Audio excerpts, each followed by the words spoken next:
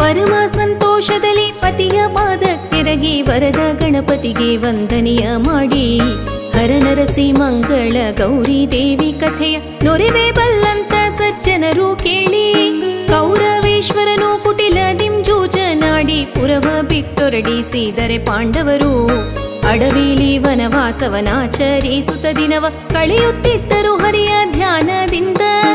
ಒಂದು ದಿನ ಹರಿಯು ಕಾಮ್ಯಕ್ಕೆ ವನಕ್ಕೆ ನಡೆತರಲು ಬಂದರೆದುರಿಗೆ ಧೌಮ್ಯ ಮುನಿ ಸಹಿತಲೇ ಬಂದು ಪಾಂಡವರು ಮುಯ್ಯಿಕ್ಕಿದರು ಹರಿಪಾದ ದ್ವಂದ್ವದಲ್ಲಿ ದ್ರೌಪದಿ ದೇವಿ ಸಹಿತ.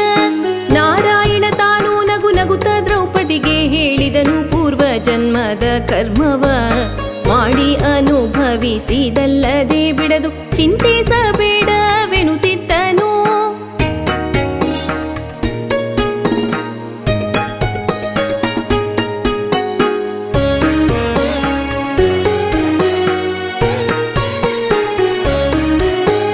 ಧರೆಯೊಳಗೆ ಉತ್ತಮ ವ್ರತವು ಯಾವುದು ಎಂದು ನರಹರಿಯು ತನ್ನೊಳಗೆ ತಾನೇ ತಿಳಿದು ಹರನರಸಿ ಮಂಗಳ ಗೌರಿ ದೇವಿಯ ವ್ರತವಾಚರಿಸೆ ನಿಮ್ಮ ರಾಜ್ಯ ಸಾಧ್ಯಬಹುದು. ಶ್ರಾವಣ ಮಾಸದಲ್ಲಿ 5 ಮಂಗಳವಾರ ಈ ವ್ರತವು 5 ವರುಷವಾಚರಿಸಲು ಯಾರು ಮಾಡಿದರೂ ಮನಸ್ಸಿನ ಸಿದ್ಧಿ ಹೌದೆಂದು ಭಾಮೆ ದ್ರೌಪದಿಗೆ ಹರಿ ನುಡಿದ ನಾಗ.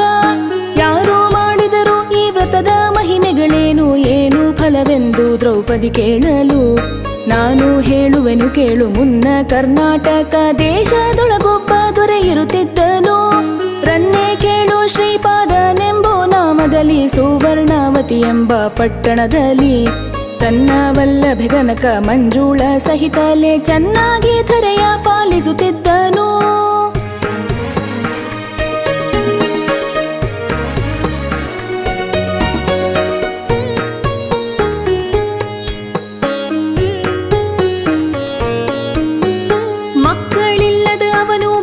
ಸಂತಾಪದಲ್ಲಿ ಬಿತ್ತಿದ ಸಸಿಗೆ ನೀರಿಲ್ಲದಂತೆ ಬತ್ತಿದ ಕೊಳದಂತೆ ಮನದಲ್ಲಿ ಮರುಗುತ್ತ ಮುಕ್ಕಣ್ಣ ಹರನ ಧ್ಯಾನದಲ್ಲಿದ್ದರು. ಪರಮ ಹರಿಭಕ್ತರು ತನಯರಿಲ್ಲದೆ ಅವರು ದೃಢನ ಪೂಜಿಸುತ್ತಿರಲು ಅನುಗಾಲವು ಹರ ತನ್ನ ಭಕ್ತರ ಮನದ ಚಿಂತೆಯ ತಿಳಿದು ತಿರುಕಾನಂದದಲ್ಲಿ ಭಿಕ್ಷೆಗೆ ಬಂದನು. ಬಂದವನ ಕಾಣುತ್ತ ಕನಕ ಮಂಜುಳ ಮುತ್ತ ತಂದು ಮೊರದೊಳಗೆ ಭಿಕ್ಷವ ನೀಡಲು ಮುಂದೆ ನಿಂದಾಕಿಗೆ ಹರತಾನು ಮುಟ್ಟದೆ ತಂದು ಈಶಾನ್ಯ ಮೂಲೆಗೆ ಚೆಲ್ಲಿದ್ದ. ಯಾವಾಗ ಬಂದರೂ ನೀಡುವಳು ಭಿಕ್ಷವನು ಮಾರಹರ ಮುಟ್ಟದಲ್ಲಿಯೇ ಚೆಲ್ಲುವ. ಏನು ಕಾರಣವೆಂದು ರಾಯ ಬಂದರೆ ಅವಳ ಭಾವವನು ಹೇಳಿದಳು ಚಿಂತೆಯಿಂದ.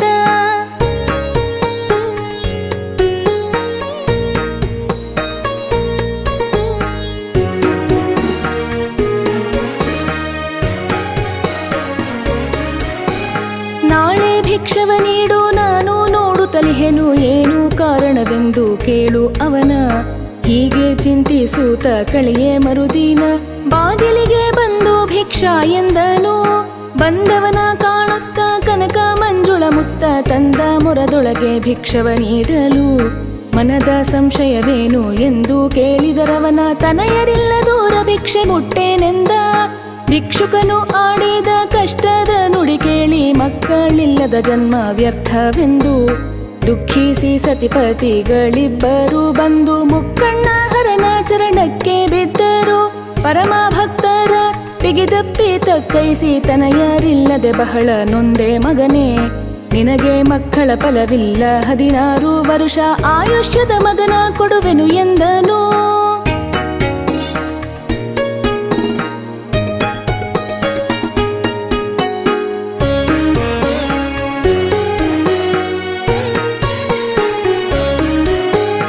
ಒಂದು ಫಲವನ್ನು ಕೊಟ್ಟು ನಂದೀಶ್ವರ ಹೋದ ಮಂಜುಳೆಗೆ ಗರ್ಭ ಸ್ಥಿರವಾಯಿತಾಗ 9 ತಿಂಗಳು ತುಂಬಿ ಪಡೆದಳು ಭೂಮಂಡಲವನ್ನಾಳುವ ಹರಭಕ್ತನ. ಜ್ಯೋತಿಷ್ಯರಲ್ಲಿ ಹೋಗಿ ಜಾತಕವ ಬರೆಸಿದನು ಪ್ರೀತಿಯಿಂದಲೇ ನಾಮಕರಣ ಮಾಡಿ. ದೇವಪಾಲನು ತನ್ನ ತನಯನಿಗೆ ಚಂದ್ರಶೇಖರನೆಂಬೋ ಹೆಸರು ಇಟ್ಟನಾಗ. ಆಡುವ ಬಾಲಕನ ನೋಡಿ ಹಿಗ್ಗುತ್ತಿರಲು ಆದವು 6-7 ವರುಷದಲ್ಲಿ ಮಾಡಿ ಮುಂಜಿ ಸಕಲ ವಿದ್ಯೆಯನ್ನು ಕಲಿಸಿದರು. 6-7 ವರುಷವಾಯಿತು ತನಯಗೆ. 16 ವರುಷವಾಗಲು ಅವನಿಗೆ ತಾಯಿ ತಂದೆ ತಿಳಿದು ಕಂಟಕವು ಪರಿಹಾರವಾಗಲಿ ಎನ್ನುತ್ತ ಮಾವನ ಕರೆಸಿ ಕಾಶಿಗೆ ಮಗನ ಕರೆಕೊಂಡು ಹೋಗೆಂದು ಒಪ್ಪಿಸಿದರು.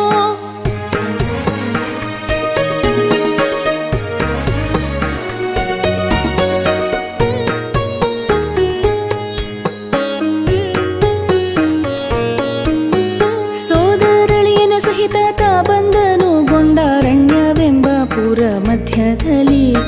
ಆದೇಶ ದೊರೆಯ ಮಂಡೋರಾಯನಪುರದ ಹೂವಿನ ತೋಟದಲ್ಲಿ ನಿಂದರವರು. ಮಂಡೋರಾಯನ ಮಗಳು ಸಂಗತಿರೊಡಗೊಂಡು ಒಂದು ದಿನ ಹೂವಿನ ವನಕ್ಕೆ ಬರಲು. ಚಂದ್ರಶೇಖರ ನರಸಿ ಸೋಲು ಮುಡಿಗೆನು ತಲೆ ದುಂಡು ಮಲ್ಲಿಗೆ ಹೂವ ಕೊಯ್ಯುತ್ತಿದ್ದಳು. ರಾಯನ ಮಗಳ ಸಂಗಾತ ಬಂದೋರೆಲ್ಲ ಹೂವ ಕೊಯ್ವಾಗ ಒಬ್ಬಳು ಕೋಪಿಸಿ ರಾಜ್ಯಾಧಿಪತಿಯ ಮಗಳೆಂದು ನೋಡದೆ ಅವಳು ಬಹಳ ಕಷ್ಟದ ಮಾತು ನುಡಿದಳಾಗ. ನುಡಿದ ಮಾತನು ಕೇಳಿ ನಗುತ್ತ ಮನದಲ್ಲಿ ಮಂಗಳ ಗೌರಿ ದಯ ಉಂಟು ಎನಗೆ. ಮಂದಮತಿ ನೀ ನುಡಿದರೇನಾಯಿತೆನಗೆ ಬಂದ ವಿಪತ್ತುಗಳ ಜಯಿಸುವೆನೆಂದಳು.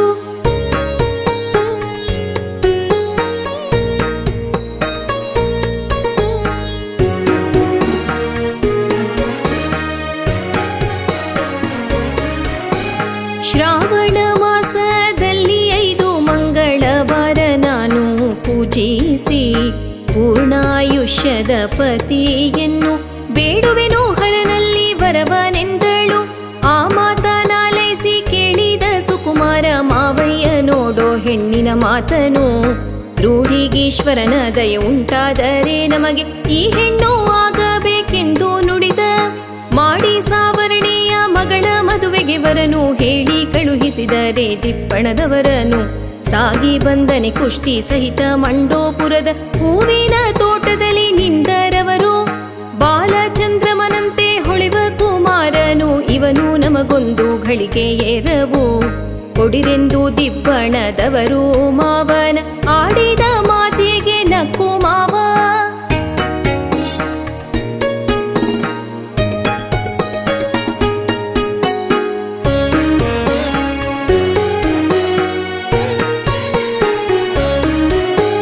ಹೊನ್ನು ಅಣಿ ಬೆಳ್ಳಿ ಬಂಗಾರ ಎರವುಂಟು, ಚಿನ್ನ ಬೆಳ್ಳಿಯು ಮುಂತಾಗಿ ಉಂಟು. ಕನ್ನಿಕೆಗೆ ವರನು ಎರವ ಕೇಳುವರ ಕಣ್ಣಲ್ಲಿ ನಾ ಕಾಣೆ ನಿಂತೆಂದ ಮಾವ. ಕಾಲವು ಒದಗಿ ಹೊತ್ತಿ 16 ವರುಷ ನೋಡಲಾರವೆಂದು ಮನದೊಳರಿತು. ಯಾವ ಪುಣ್ಯದಲ್ಲಿ ಬದುಕಿದರೆ ಸಾಕು ಮದುವೆ ಆಗು ಹೋಗೆಂದು ಕಳಿಸಿದ ಮಾವನು. ಬೃಹಸ್ಪತಿಯ ಕರೆಸಿ ನಕ್ಷತ್ರವನ್ನೇ ನೋಡಿಸಿ ಮದುವೆಯ ಲಗ್ನ ನಿಶ್ಚಯ ಮಾಡಿ. ಆ ಕುಷ್ಟಿಯ ಬಚ್ಚಿಟ್ಟು ಸುಕುಮಾರಗೆ ಎರೆದರು ಧಾರೆಯರರಿಯದೆ.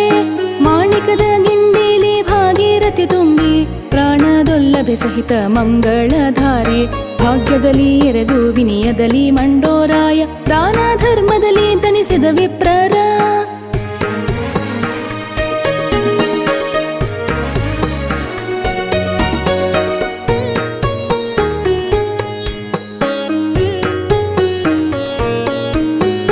ಮಂಗಳ ಗೌರಿಯ ಮುಂದೆ ಗೃಹದೋಳು ಸಂಗಾತಲುಂಡು ಇಬ್ಬರು ಮಲಗಿರೆ.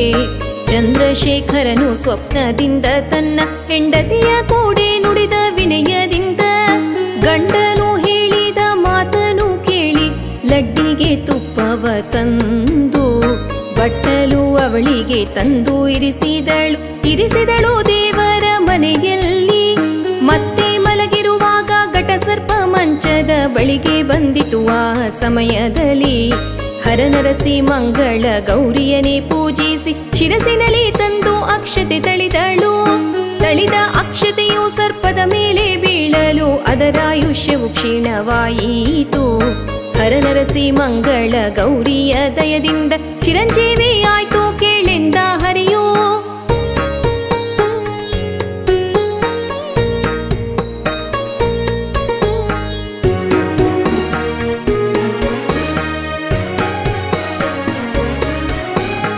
ಆಗ ಕಣ್ಣಳು ಫಣಿಯ ನೋಡಿ ಬೆಳಗಾಗುತ್ತ ಏನು ಕಾರಣ ಒಳಗೆ ಬಂದೀತೆಂದು. ಶೀಘ್ರದಲ್ಲಿ ತಂದು ಕಲಶವ ತುಂಬಿ ಕಂಚೂಕ ಬಾಯಿ ಗಟ್ಟಿರಿಸಿ ಮಲಗಿದಳು ಹರುಷದಿ. ಆ ಹೊತ್ತಿನಿರುಳಲಿ ಸ್ತ್ರೀ ಪುರುಷರೊಂದಾಗಿ ಬಹಳ ಸಂತೋಷದಲ್ಲಿರ್ತಿದ್ದರು. ಆ ಇರುಳು ಕಳೆದು ಬೆಳಗಾಗೆ ಮಾವನ ಕೂಡೋ ಯಾರಿಗೆ ಹೇಳದೆ ಕಾಶಿ ಹೊರಟೋದರು. ನಾರಾಯಣನ ಭಕ್ತ ಹೋದ ಕಾಶಿಗೆ ಅತ್ತ ಯಾರು ಅರಿಯರು ಅರುಣ ಉದಯದಲ್ಲಿ. ಆ ಕುಷ್ಟಿಯ ತಂದು ಹಸೆಯ ಮೇಲೆ ಕುಳ್ಳರಿಸಿ ಬಾಮೆಯನು ಹಸೆಗೆ ಬಾರೆಂದರಾಗ. ಬಂದು ಕಂಡಳಾಗ ಬಿಳಿಮಯ್ಯನ ತನ್ನ ಗಂಡನಲ್ಲವೆಂದು ಮನದಲರಿತು. ಹಿಂದಕ್ಕೆ ಹೋಗಿ ಹೇಳಿದಳು 1 ವರುಷವು ಗಂಡನಲ್ಲದ ವ್ರತವು ತನಗೆಂದಳು.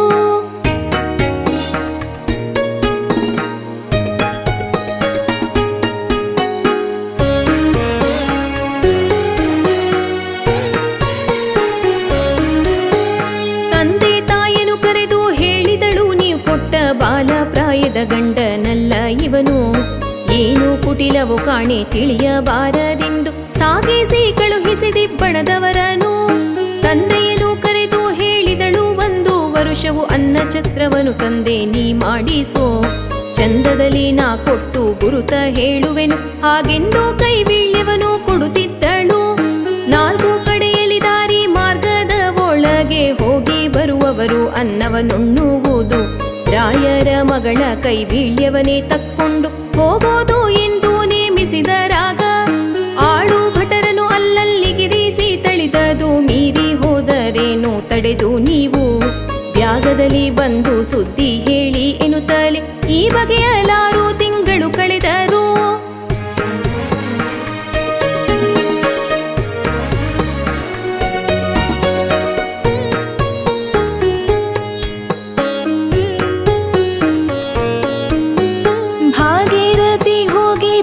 ಸ್ನಾನವ ಮಾಡಿ 6-7 ತಿಂಗಳಿಗೆ ಬಂದವರು. ಕಾವಡಿಯ ಸಹಿತ ತಕ್ಕೊಂಡು ಮಂಡೋಪುರದ ಊರು ಬಾಗಿಲಿಗೆ ಬಂದರಿಬ್ಬರು. ಕಾಣುತ್ತ ಜಾರರವರ ಬ್ಯಾಗ ಬಂದೇಳಿದರು ಬಾ ಎಂದು ಕರೆದರೆಲ್ಲರನು. ಬ್ಯಾಗದಲ್ಲಿ ಮನ್ನಿಸಿ ಮನೆಗೆ ಕರೆ ತಂದವರ ವಾರಿಜಾಮುಖಿ ನೋಡಿ ತಿಳಿದಾಗ ತಂದೆಯನು ಕರೆದು ಹೇಳಿದಳು ಅಂದು ಈತನಿಗೆ ಧಾರೆಯ ನೆರೆದೀರಿ. ನಂಬಿಕೆಯೋ ಏನೆಂದು ಕೇಳಿದರೊಳಗಿಂದ ತಂದು ಬಿಚ್ಚಿದಳು ಕಲಶವ ಸಭೆಯಲ್ಲಿ. ತೆಗೆದು ನೋಡಿದರೆ ಆ ಸರ್ಪ ಕಂಠ ಮಾಲೆ ಸರವಾಗಿ ಇರಲು ಅಲ್ಲಿದ್ದ ಜನರು ಹರಸಿ ಕೊರಳಿಗೆ ಹಾಕಿ ಸಂತೋಷದಿಂದಲೇ ಉತ್ತೈದೇತನವನ್ನು ಪಡೆಯೆಂದರು.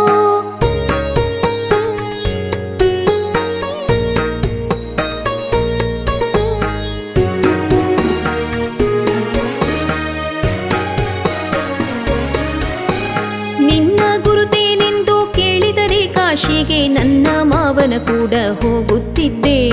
ನಿಮ್ಮ ಬೀಗನು ತನ್ನ ಮಗನು ಕುಷ್ಟಿಯು ಎಂದು ನಮ್ಮ ಕರೆ ತಂದು ಧಾರೆಯ ನೆರೆಸಿದ. ಲಡ್ಡಿಗೆ ತಿಂದ ಬಟ್ಟಲ ತಂದರೊಳಗಿನಿಂದ ಮುದ್ರೆ ಉಂಗುರವು ತೋರಿಸ ಜನರಿಗೆ. ಪ್ರಜ್ವಲಿತವಾದ ಮುದ್ರೆಯ ಮ್ಯಾಲೆ ಚಂದ್ರಶೇಖರನೆಂಬೋ ಹೆಸರನು ಕಂಡರಾಗ. ಮಂಡೋರಾಯನು ತನ್ನ ಮಗಳ ಸಂತೈಸಿದನು ಇಂದು ತನ್ನ ಕುಲಕ್ಕೆ ಕೀರ್ತಿಯನು ತಂದೆ. ಗಂಡನೇಳಿದ ಮಾತು ಮೀರದೆ ಇರುವೆ ಎಂದು ಚಂದದಲ್ಲಿ ಮಗಳ ಮುದ್ದಾಡುತ್ತಿದ್ದ. ಹೀಗೆ 1-2 ವರುಷ ಸ್ತ್ರೀ ಪುರುಷರೊಂದು ಬಹಳ ಸಂತೋಷದಲ್ಲಿ ಇರುತ್ತಿದ್ದರು. ತಾಯಿ ತಂದೆಯ ನೆನೆದು ಹೋಗಬೇಕೆನ್ನುತ್ತಲಿ ಮಾವನ ಕೂಡೆ ಹೇಳಿದ ವಿನಯದಿ.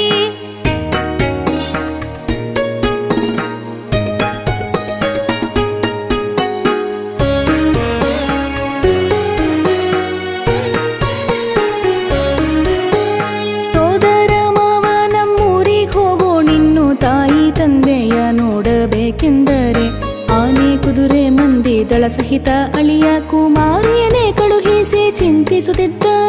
ದಾರಿ ಮಾರ್ಗದಲ್ಲಿ ಬರುವಾಗ ಶ್ರಾವಣ ಮಾಸ ಆಗ ಬಂದಿತು ತನ್ನ ಮನದಲರಿತು.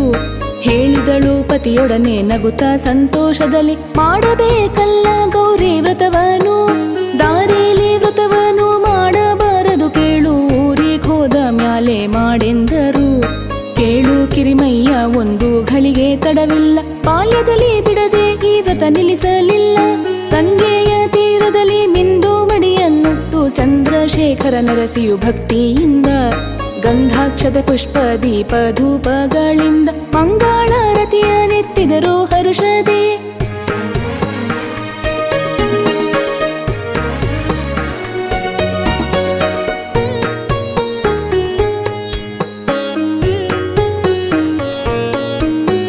ಹರರಸಿ ಮಂಗಳ ಗೌರಿ ನೆಲೆಸಿದ ತಾವು ಮಣಿಪುರವು ಎಂಬೋ ಪಟ್ಟಣವಾಯಿತು.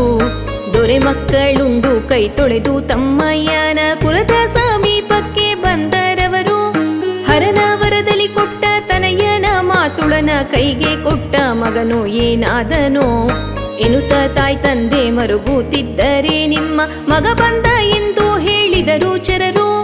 ಹೇಳಿದ ಮಾತು ಕೇಳಿ ಸಂತೋಷದಲ್ಲಿ ರಾಣಿಯ ಬಳಿ ಹೇಳಿ ಕಳುಹಿಸಿದರೆ ರಾಣಿ ವಾಸವ ಬಿಟ್ಟು ಸಂತೋಷದಲ್ಲಿ ಸುತನ ನೋಡಬೇಕೆಂಬು ತವಕದಲ್ಲಿದ್ದರು.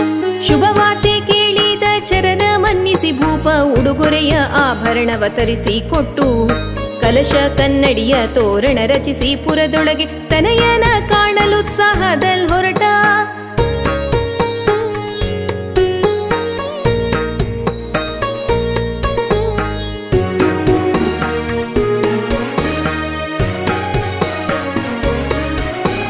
ದೂರದಲ್ಲಿ ತನಯನ ಕಾಣುತ್ತಲೇ ಸಂಭ್ರಮದಿ ಏನೂ ಕಾರಣ ಹರಗೆ ತನ್ನ ಮೇಲೆ ಕಾಲವಾದ ಮಗನ ಬದುಕಿಸಿ ಕರೆ ತಂದು ಯಾರೋ ಸರಿಯಿಲ್ಲ ಪುಣ್ಯಕ್ಕೆ ಜಗದೋಳು. ಶುಭ ಲಗ್ನದಲ್ಲಿ ಮಗನು ಪುರವ ಹೊಕ್ಕನು ಎಂದು ಪುರದ ಜನರೆಲ್ಲ ಸಂತೋಷದಿಂದ ಅರಮನೆಗೆ ಬಂದು ತಾಯಿ ತಂದೆ ಚರಣಕ್ಕೆ ಪಳಿವಂಟರಾಗ ಸೊಸೆ ಮಗ ಸಹಿತಲಿ. ಪಳಿವಂಟ ಸೊಸೆ ಮಗನ ಬೆಗೆದಪ್ಪಿ ತಕ್ಕೈಸಿ ಮಗಳೇ ನೀನ್ಯಾವ ವ್ರತವನ್ನು ಮಾಡಿದೆ ಏನಂತ ಕೇಳಿದಳೆ. ನಾನೀನರಿಯೇ ಪುರುಷನ ಚರಣ ಬೇಗತೆ ಎಂದು ಇರುತ್ತಿದ್ದೇನು. ಮಂಜುಳೆಯು ತಮ್ಮನ ಬಿಗಿದಪ್ಪಿ ತಕ್ಕೈಸಿ ತಂದಿಟ್ಟೆ ಹೋದ ಮಗನನ್ನು ಬದುಕಿಸಿ. ಇಂದು ನೀ ಧರೆಯೊಳಗೆ ಮಾಡಿದುಪಕಾರವನು ಎಂದಿಗಾದರೂ ನಿನ್ನ ಮರೆಯಬಹುದೇ.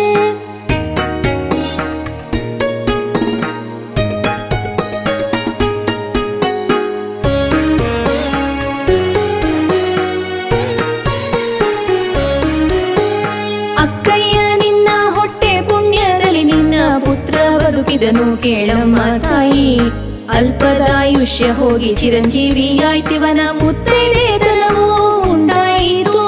ಸೃಷ್ಟಿಗೀಶ್ವರ ನರಸಿ ಗೌರಿಯನಿಗೆ ಪೂಜಿಸಿ ಮುತ್ತೈದೆತನವನು ಪಡೆದವಳು. ಮುತ್ತೈದೆತನವನು ಪುತ್ರ ಸಂತಾನವನು ಕೊಟ್ಟು ರಕ್ಷಿಸುವ ಮಂಗಳ ಗೌರಿಗೆ, ಕೊಟ್ಟು ರಕ್ಷಿಸುವ ಮಂಗಳ ಗೌರಿಗೆ, ಕೊಟ್ಟು ರಕ್ಷಿಸುವ ಮಂಗಳ ಗೌರಿಗೆ.